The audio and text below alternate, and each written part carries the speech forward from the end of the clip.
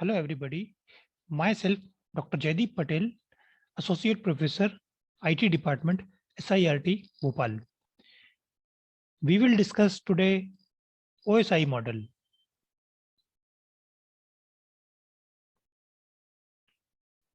Let's start.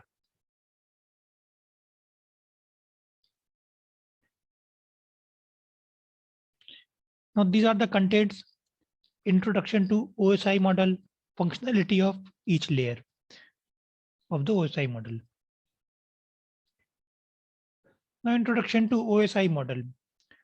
Open System Interconnection Model is a layered framework for the design of network system that allows for communication across all types of computer systems. So OSI model means Open System Interconnection Model. It's a layered architecture or a framework. It consists of 7 separate but related layers, each of which defines a segment of the process of moving information across a network. Now this is the layered architecture. These are the 7 layers of the model. If we are at the sender side, then numbering will be done from this layer 1, 2, 3, 4, 5, 6, 7. If we are on the receiving side, then numbering will be start from 1, 2, 3, 4, 5, 6, 7. Okay, so all the nodes when send the data will follow this layered system.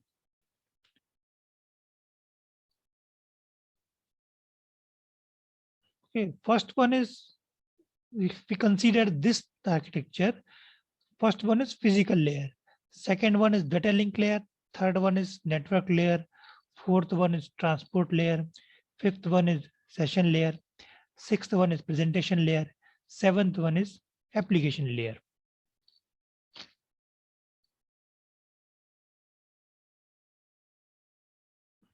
Now this is the layered architecture, and OSI model is built of 7 ordered layers, which we have seen. The OSI model is essential theory for understanding modern computer network technology in a connection oriented way. OSI model was developed by the International Standard Organization. OSI model divides the whole task into 7 smaller and manageable tasks. Each layer is assigned a particular task. So it's a theoretical model. Now we will see the functionality of physical layer. Now, physical characteristics of interfaces and media, it will decided by the physical layer. Next one is representation of bits. The physical layer data consists of stream of bits without any interpretation. So the bits must be encoded into signals like electrical or optical. So the physical layer defines the type of encoding. It is called a representation of bits. Now data rate of the data, and it is the topology, how the devices are connected to make a network.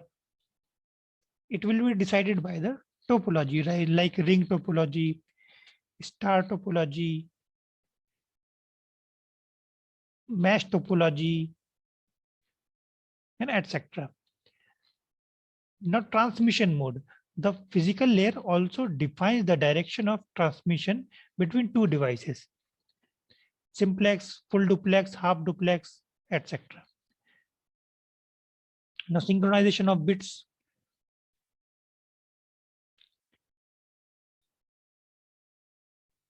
is also the property of physical layer. Line configuration. Line configuration means the physical layer is concerned with the connection of devices to the medium.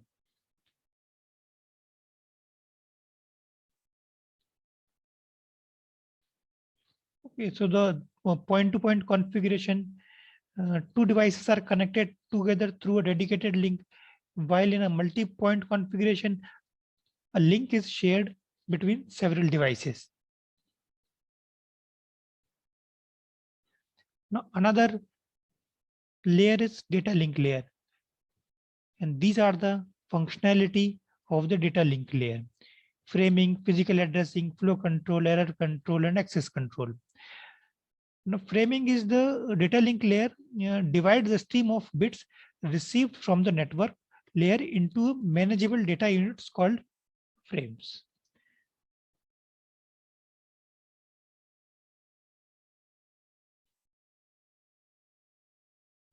Now, physical addressing: if frames are to be distributed to different systems on the network, the data link layer adds a header to the frame to define the physical address of the sender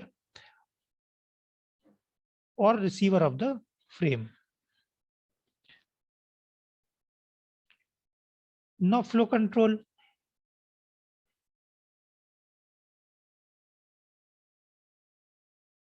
Controlling of the flow between the sender and the receiver is handled by the data link layer. And error control, so data is we have received, is corrected as it is sent by the sender. Same data should be received by the receiver. That is the error control. If there is an error between them, then it should be detected and corrected. Now, access control. Access control, when two or more devices are connected on the same link, data link layer protocols are necessary to determine which device has control over the link at any given time. Now, network layer. It gives the logical addressing and the routing. The physical addressing implemented by the data link layer handles the addressing problem locally. If a packet passes the network boundary, we need another addressing system to distinguish the source and destination system. So network layer adds a header to the packet coming from the upper layer, include the logical address of the sender and the receiver. Now the routing. Routing is network layer will decide the packet will move from which path. If there are more paths available, then network layer find the appropriate path for the packet to travel to the destination. So this thing will be done by the network layer. Now, transport layer. A transport layer segmentation and a reassembly means data is divided into segment at the transport layer at the sender side, and at the receiver side it will be reassembled. And next functionality is the connection control. Means the transport layer may be connection oriented or the connection less. So two types of communication can be happen. Now, same thing, flow control and error control, as we have seen in the data link layer.